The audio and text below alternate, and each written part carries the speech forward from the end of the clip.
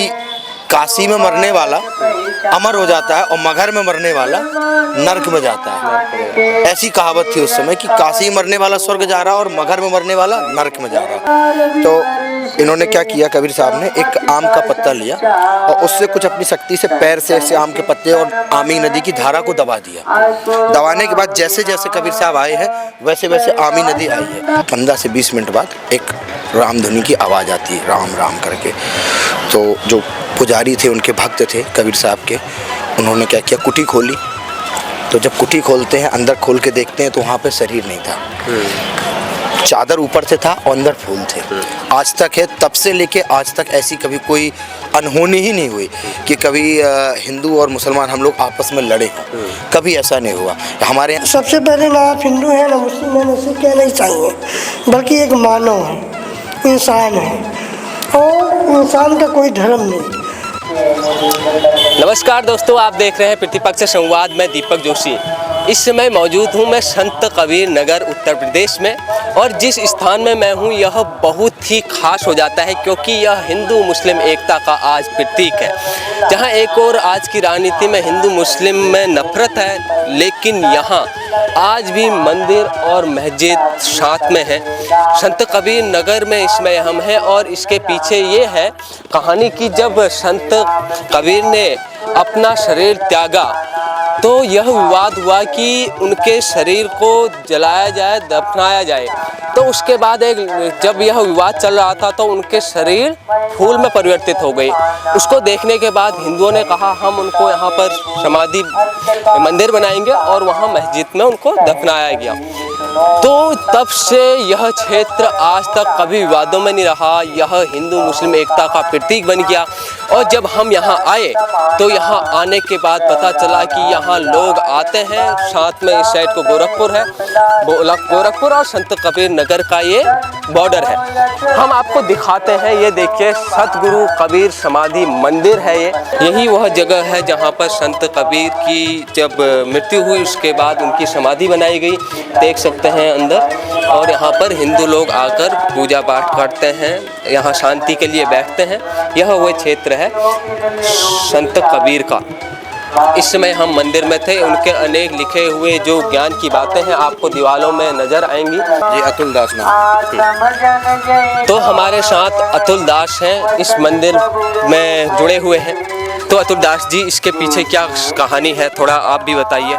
इसके पीछे की जो मेन कहानी है वो ये है कि जब कबीर साहब बनारस में थे तो यहाँ पे बहुत उस समय क्या है, सूखा पड़ा हुआ था। मगहर जौनपुर राज्य कहलाता था, पूरा सूखा पड़ा हुआ था। और वो ऐसा सूखा था कि काफ़ी लोगों ने काफ़ी कुछ प्रयास किया बट यहाँ पानी नहीं आ पाया। तो उस समय के उस राजा थे जो बिजली खान पठान साहब थे, और उनसे किसी ने कहा कि बनारस में कोई संत हैं जिनका नाम कबीर है, एक बार आप उनके पास जाइए, उनके पास कुछ ऐसी शक्तियां हैं कि वो कुछ भी कर सकते हैं। तो बिजली खान पठान साहब ने अपने दूत भेजे वहाँ पे बनारस में, कबीर साहब के यहाँ गए और कबीर साहब से आग्रह किया आने के लिए।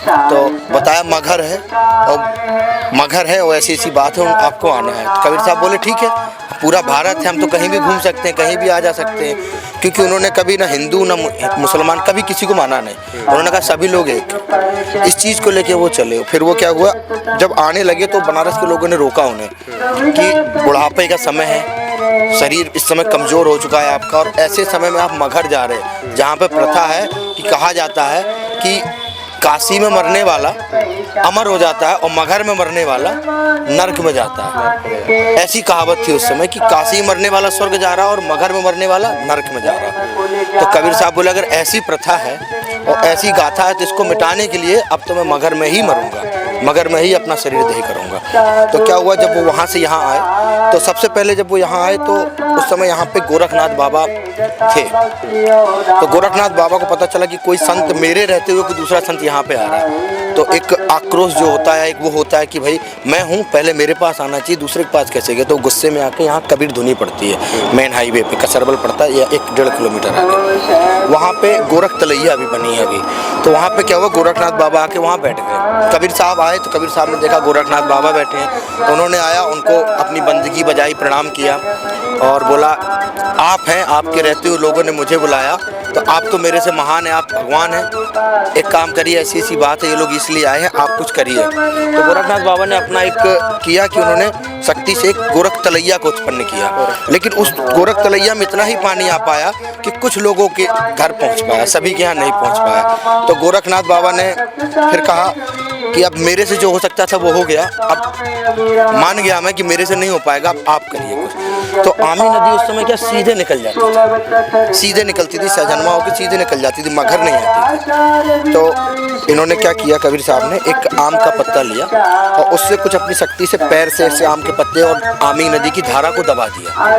दबाने के बाद जैसे जैसे कबीर साहब आए हैं वैसे वैसे आमी नदी आई है। आप देखेंगे तो आमी नदी ऐसे निकली है, सीधी गई है, फिर कबीर साहब वापस आए हैं मगर के लिए, ऐसे घूमे हैं ऊपर, तो वापस उल्टी वही है आमी नदी, फिर वापस मगर होकर निकली है। पूरे भारत में 2 ही नदी ऐसी हैं, आपको कहीं भी देख लीजिए, इतिहास में उठा के देख लीजिएगा कि जो अपोजिट साइड बहती है, उल्टी धारा में, विपरीत धारा में नदियाँ बहती है। एक आमी नदी है और दूसरी सरयू नदी। जी बिल्कुल, हाँ, तभी हम बीच में नहीं बोले, हमें विस्तार से इसके बारे में पता करना था और आप लोगों को भी विस्तार से पता चला होगा कि यहाँ पर की कहानी क्या रही है। अब बात आती है कि जब उनका शरीर त्याग हुआ तो एक तरफ यहाँ पर समाधि बनाई गई, दूसरी तरफ मस्जिद बनाई गई और वहाँ पर उनको दफनाया गया। लेकिन आजकल देश में होता है कि हिंदू मुसलमान में आपस में नफरत होती है, लेकिन उस समय यह हुआ, तो इसके पीछे बताइए कहानी। अब जब ये सारी चीज़ें हो गई, नदी की धारा और सूखा यहाँ पे मिट गया, उसके बाद कबीर साहब ने क्या किया, एक निर्णय लिया, एक प्रण लिया कि अब मैं मगर में ही रहूँगा। जो यहाँ की प्रथा है कि मगर में मरने वाला नर्क जाता है, इसको मिटाऊँगा। तो कबीर साहब यहीं रहने लगे। ये उनकी कुटिया हुआ करती थी, ये उनके आवास था, यहाँ रहते थे और पीछे इसके गुफा है, वहाँ वो अपनी साधना गुफा करते थे, यहाँ भक्तों से मिलते थे, रहते थे। मेन कुटिया उनकी यही थी। फिर यहाँ रहे, कुछ सालों तक रहे, अपने उन्हें भक्तों में प्रचार किया, संवाद किया, सबको जोड़ा, बताया, हिंदू मुसलमानों को सबको एकजुट करके रहते थे वो।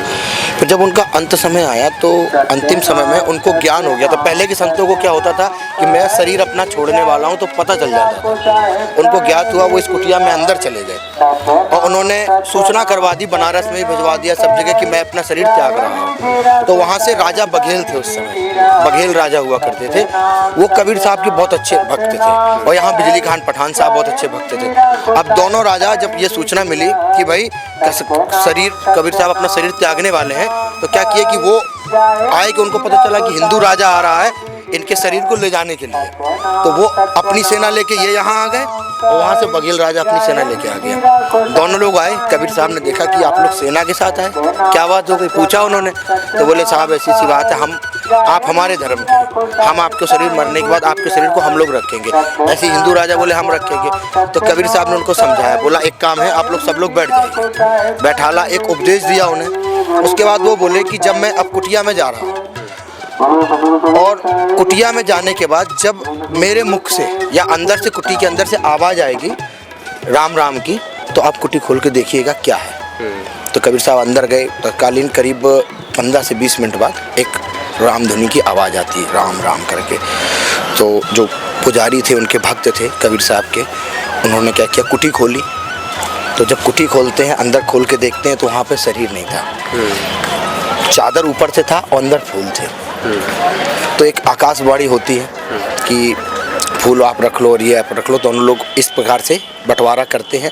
तो चादर जो है मुसलमान भाई लोग ले लेते हैं और फूल हमारी समाधि यहाँ आ जाती है। इसी में से कुछ फूल जो राजा बघेल बनारस से आए थे, वो बनारस ले जाते हैं, कबीर चौरा जो बनारस में है, वहाँ पे वो एक समाधि वहाँ बनाते हैं। ये यहाँ की छोटी सी। जी बिल्कुल, यहाँ की कहानी आज के वर्तमान समय में देश के हालातों में चल रहे राजनीतिक माहौल को भी देखनी चाहिए और उनको समझनी चाहिए कि किस तरीके से हम आपस में प्रेम भाव करके एक प्रेम का संदेश दुनिया को दे सकते हैं। लेकिन फिर भी बात ये आती है, क्या कभी ऐसा यहाँ पर हुआ कि यहाँ पर जैसे मंदिर है, साथ में मस्जिद है, तो कभी विवाद की स्थिति हुई? नहीं, ऐसा कभी कुछ नहीं हुआ। आज तक है, तब से लेके आज तक ऐसी कभी कोई अनहोनी ही नहीं हुई कि कभी हिंदू और मुसलमान हम लोग आपस में लड़े हों, कभी ऐसा नहीं हुआ। हमारे यहाँ कोई भी भक्त यहाँ आता है, मंदिर पे आता है, तो हम उसको ले जाते हैं कि आप मज़ार पे भी चलिए, क्योंकि एक शरीर दो जगह स्थापित हुआ है, दो लोगों ने माना। हम लोगों ने भगवान जो कहते हैं, हम लोग भगवान को बांट दिया है। कबीर साहब ने मूर्ति पूजा का विरोध किया था, किसी भगवान का विरोध नहीं किया था। उन्होंने खुला कहा था कि हम लोग मूर्ति में भगवान ढूंढते हैं, मूर्ति से मांगते हैं कि हमारा ये काम कर दो पूरा, बट हमारे घर पे ही हमारे माँ बाप को हम लोग वृद्धाश्रम छोड़ देते हैं कि जाओ, बूढ़े हो गए, वृद्धाश्रम भेज दिया। तो पहले पूजा तो हमारा जो जीवित है, जो सामने दिखाई दे रहा, वो मेरे लिए भगवान है। बाद में हम मूर्ति और पत्थर और मूर्ति में ढूंढे भगवान। कबीर साहब ने ये उपदेश दिया था, वही चीज़ है। यहाँ कभी ऐसी स्थिति नहीं आई कि आपस में हिंदू मुस्लिम लड़ रहे हों। और उसी समय की एक बहुत पुरानी मस्जिद आप देख रहे हैं, इस बगल में है, ये उसी समय की बहुत पुरानी मस्जिद है। जब यहाँ कबीर साहब नहीं आए थे, तब से ये मस्जिद बनी हुई है, उसी समय की। यहाँ पे नमाज भी होती है, ईद में सब कुछ होता है, लेकिन ऐसी स्थिति यहाँ कभी नहीं आई। जी, यह बहुत ही अच्छी कहानी है। अगर यह कभी भी विवाद की स्थिति नहीं हुई, यहाँ पर मस्जिद भी है, मंदिर भी है। अब हम आपको थोड़ा मस्जिद में भी लेकर ही चलते हैं कि जब यहाँ पर ऐसा हुआ तो कबीर की जो फूल थे उसके ऊपर चादर बिछी थी, जो मुसलमान भाई ले गए वहाँ मस्जिद में उन्होंने रखी। वहाँ पर दिखाते हैं कि किस तरीके से मस्जिद बनी हुई है। ये सामने देख सकते हैं, मस्जिद आपको दिखाई देगी। ये वह मज़ार है जो संत कबीर की यहाँ पर बनी हुई है। थोड़ा बात करेंगे आपसे। क्या नाम हुआ सर आपका? मेरा नाम अली हुसैन अंसारी है, मैं यहाँ का मुतवल्ली हूँ। हाँ, अंसारी साहब, हमने देखा कि बगल में मंदिर बना हुआ है, समाधि। हाँ, समाधि, और यहाँ पर मस्जिद बनी हुई है, चादर मज़ार है। ये क्योंकि ना वो मंदिर है और ना ये मस्जिद है, वो है समाधि, ये है मज़ार। क्योंकि समाधि और मज़ार सूफी संत फकीरों का होता है और मंदिर और मस्जिद निराकार का होता है। ठीक है जी, बिल्कुल। जो यहाँ पर बिल्कुल तर्क हो गया। तो यहाँ पर ये चादर चढ़ी हुई है। बताया जाता है कि जब संत कबीर ने अपने शरीर को त्यागा, तब यह चादर उनके शरीर के ऊपर बिछी हुई थी और नीचे फूल थे। जब आदमी पर्दा करता है तो उसके ऊपर चादर ही तो रहती है। पर्दा करने के बाद जो है, जब ये पर्दा कर गए, तब लोगों के बाद में पता चला, क्योंकि कुछ दिन तक ये हुजरे में थे। क्योंकि इन्होंने फरमाया था कि जब तक मैं आवाज़ आती रही मंत्र की, तब तक ये समझना कि जो है मैं बायात जिंदा हूँ, और जब आवाज़ बंद होगी तो समझना चला गया। तब कुंडी खोलना, उसके बाद जब कुंडी खोला तो ये रूपोश हो चुके थे। जी, यहाँ पर जो मतलब वहाँ समाधि, यहाँ मज़ार ये है। उनके पर्दा करने के बाद उनकी जो है जिस्म अतहर, कहते हैं कि दोनों के हिसाब से जब ये पर्दा कर गए तो दोनों कौम के लोग, उनके वो मुरीद थे, शिष्य थे, उन लोगों ने कहा हम अपने अपने हिसाब से करेंगे। तो इन्होंने कहा सारी ज़िंदगी मैं तो एक किया, आज मुझी को तुम लोग बांट रहे हो, लो मैं ही चला जाता हूँ, जो है उसे बांट लो। आज के वक्त में भी ऐसा देखा जाता है कि विवाद होते हैं हिंदू मुस्लिम में, तो इसके बारे में क्या कहते हैं आप? क्या संदेश देते हैं? सबसे बड़ा संदेश तो हमारे सदगुरु कबीर साहब दे गए कि सबसे पहले ना आप हिंदू हैं ना मुस्लिम हैं, ना सिख कहना ही चाहिए, बल्कि एक मानव है, इंसान है। और इंसान का कोई धर्म नहीं, कर्म होता है, और हर धर्म कर्म ही सिखाता है। सबसे बड़ी चीज़ है मोहब्बत सिखाता है, हर धर्म मोहब्बत सिखाता है, उससे बड़ी कोई ज़रूरत नहीं। और यही चीज़ कबीर साहब भी कहते रहे कि माँ जो है इंसानियत से बड़ा कोई धर्म नहीं। इसीलिए इन्होंने कभी कोई मज़हब नहीं माना और मजहबी बातों को नहीं, इन्होंने जो भी माना सिर्फ सच्चाई पे चलने के लिए कहा कि सच पे रहो, सच्चाई पे कायम रहो, और जो भी करो खुलेआम करो, यानी गलत मत करो। ये अंसारी साहब थे, इन्होंने बड़े संदेश की बात की है। और जब ये पर्दा कर गए तो आपने ये भी सुना होगा कि जो समाधि बनी, मज़ार बनी क्यों? क्योंकि पर्दा करने के बाद जब इनका जिस्म अतहर चला गया तो वहाँ फूल रखे गए थे, और वही फूल यहाँ बने मज़ार और वहाँ बनी समाधि। सबसे बड़ा उद्देश्य यही है।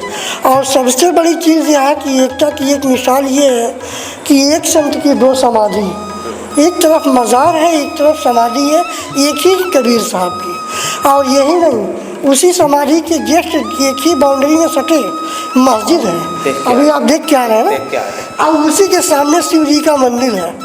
और इतनी मोहब्बत है, आने वाला हिंदू हो, मुस्लिम हो, सिख हो, ईसाई हो, कोई मतलब नहीं, सभी लोग आते हैं। सभी आते हैं। बिल्कुल कबीर दास के यही विचारों से, बिल्कुल बहुत बहुत धन्यवाद अंसारी साहब।